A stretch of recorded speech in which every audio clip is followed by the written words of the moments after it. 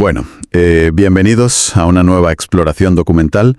Hoy tenemos por delante una misión que, es verdaderamente salvaje, oscura y muy fascinante.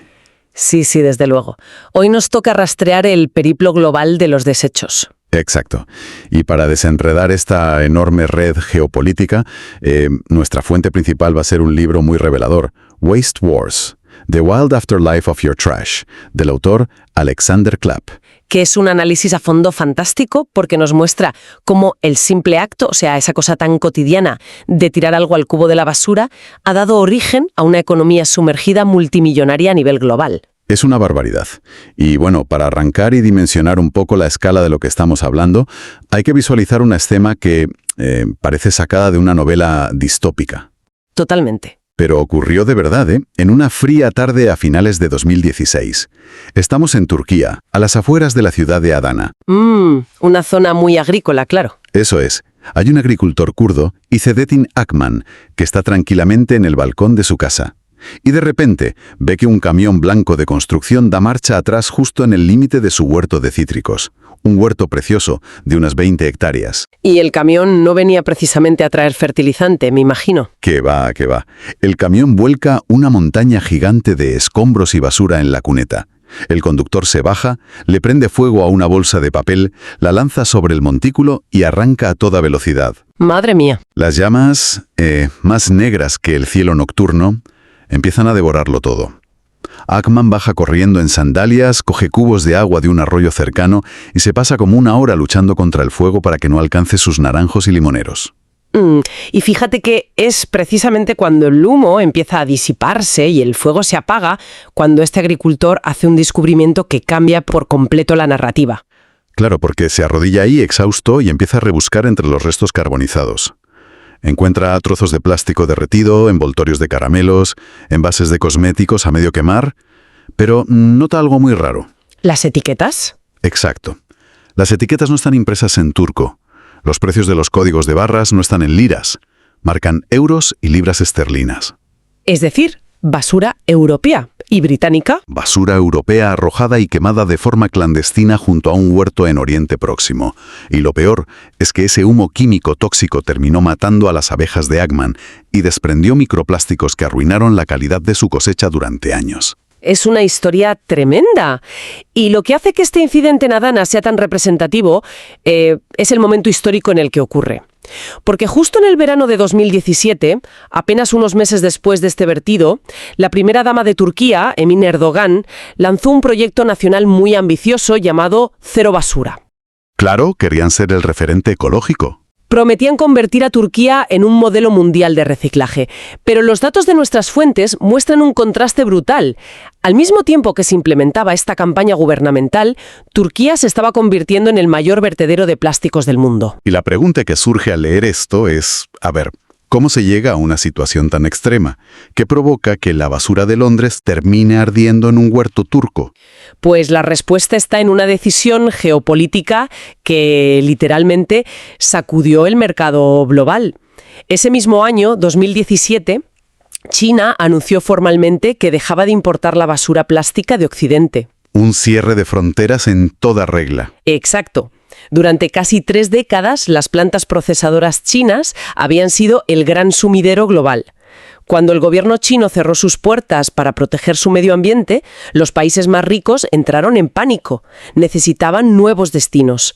Y Turquía, por su proximidad a Europa y por tener controles aduaneros más laxos, absorbió el golpe. Y el libro cuenta un detalle que me pareció de locos.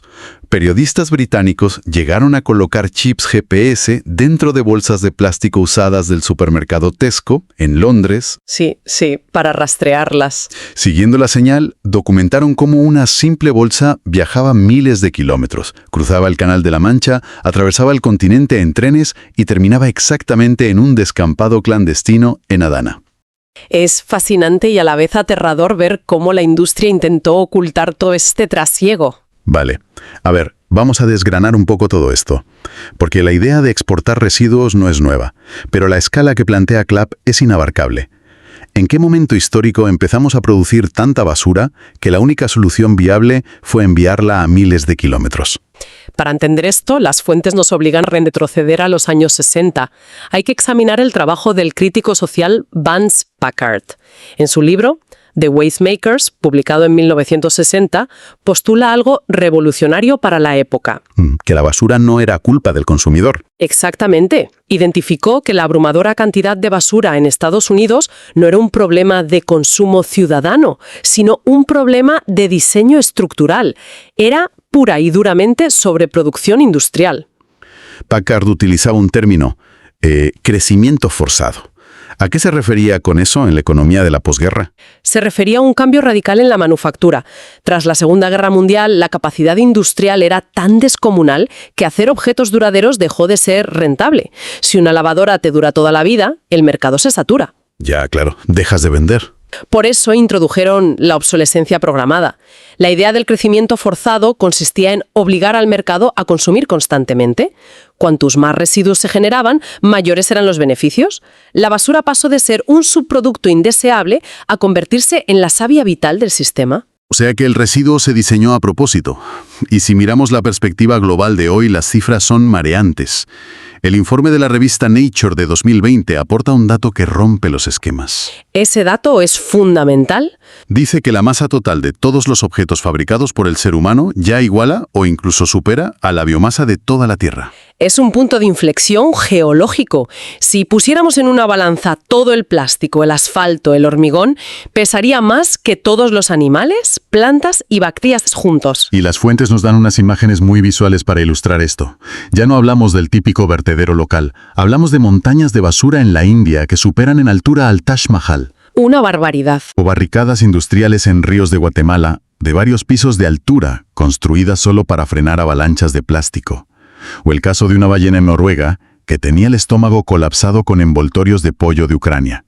Y todo este panorama de acumulación nos lleva a una paradoja medioambiental. En 1962, la bióloga Rachel Carson publicó su famoso libro Silent Spring, revelando los peligros de químicos como el DDT.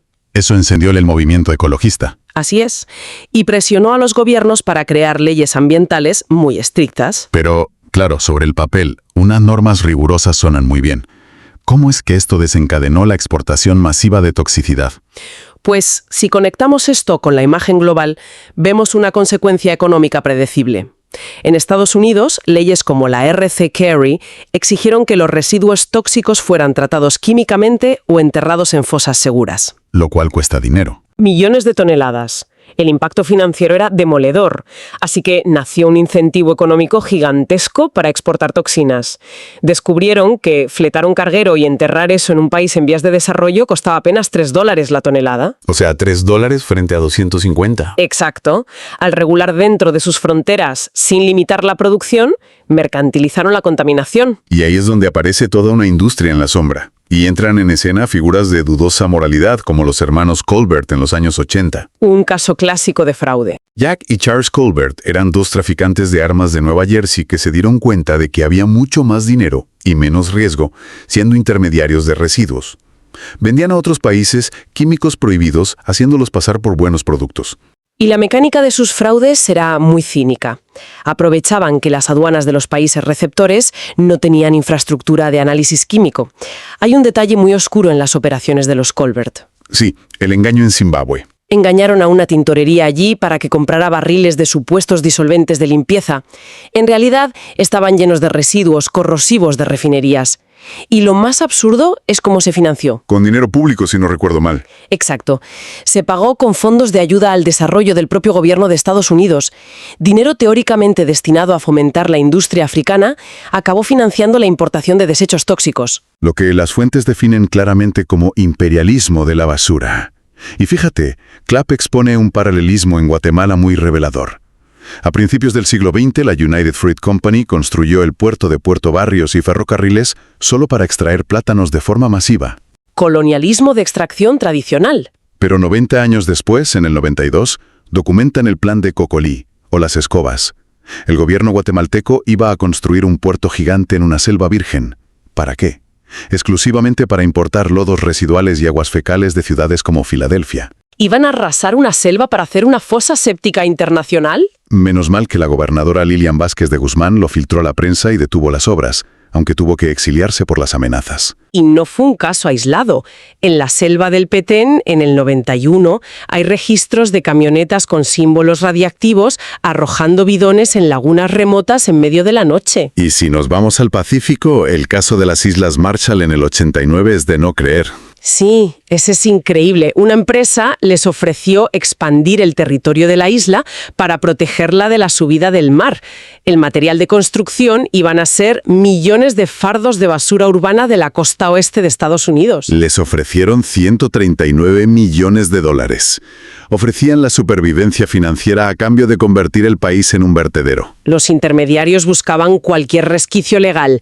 Pero el caso que ilustra el caos de esta época es, sin duda, la odisea del carguero Qianxi. Ese barco que zarpó de Filadelfia en el 86 con más de 13.000 kilos de cenizas tóxicas de incineradoras, llenas de plomo y dioxinas. El plan era ir a las Bahamas, volcar las cenizas y volver. Pero las Bahamas, alertadas por ecologistas, denegaron el atraque. Luego intentaron en Bermudas, Honduras, y todos cerraron sus puertas. Se convirtió en un paria flotante. Navegaron a la deriva durante más de un año. Finalmente llegaron a Haití y, mediante sobornos, lograron descargar parte en una playa diciendo que era fertilizante. Descargaron miles de toneladas sobre la arena antes de que saltara la alarma. Y cuando las autoridades ordenaron detenerlos, el capitán huyó en mitad de la noche. Cambiaron de nombre a Felicia, luego a Pelícano. Viajaron por medio mundo. Y en el 88 aparecen en Singapur con las bodegas vacías. Claro, porque la tripulación había arrojado toda esa ceniza tóxica directamente al Océano Índico. Y claro, a nivel diplomático, exportar veneno y usar los mares como basureros era un desastre de relaciones públicas insostenible. Y esto provocó el contraataque del sur global. Empezaron a organizarse. Figuras como Jim Ballet, de Greenpeace, rastreaban estos barcos fantasma con máquinas de fax y contactos portuarios. Incluso hubo presión cultural, con músicos como el senegalés Youssou N'Dour denunciando esta toxicidad. Todo culminó en la Convención de Basilea, que unió a decenas de naciones de África y el Caribe para prohibir legalmente la importación de residuos tóxicos. Pero aquí es donde la historia da un giro, porque la industria no desapareció. En absoluto. Aquí es donde se vuelve fascinante y, la verdad, muy oscuro. La industria encontró un vacío legal usando una etiqueta con excelente aceptación pública: el reciclaje. Prohibieron exportar desechos peligrosos, pero no bienes reciclables. Exportación masiva de plásticos, ropa usada y tecnología obsoleta quedó justificada moralmente. Vendieron la ilusión de una economía circular global para salvar el planeta. Y para ver el impacto real de esa ilusión del reciclaje, las fuentes nos trasladan a Accra, en Ghana, a un vertedero llamado Agbogbloshie, junto a la laguna Korle. Las descripciones de este sitio cuesta hasta imaginarlo. El terreno es una costra de barro negro y vidrio de pantallas rotas. Y con olores químicos que irritan los ojos. Y está el detalle impactante, de las vacas famélicas comiendo trozos de plástico con sabor a ñame. Sus sistemas olfativos se confunden con los restos de comida en los envases. Es un escenario apocalíptico, donde trabajan los llamados burner boys o chicos quemadores. Jóvenes como Mohamed Awal, de la etnia Dagomba, que recoge cables y dispositivos enviados desde Occidente, y se los entrega a otra etnia, los Frafra, para que los quemen.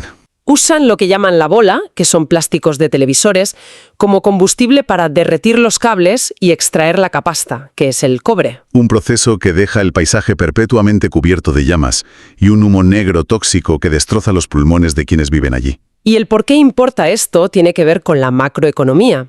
Ghana no recibe estos aparatos oficialmente como basura.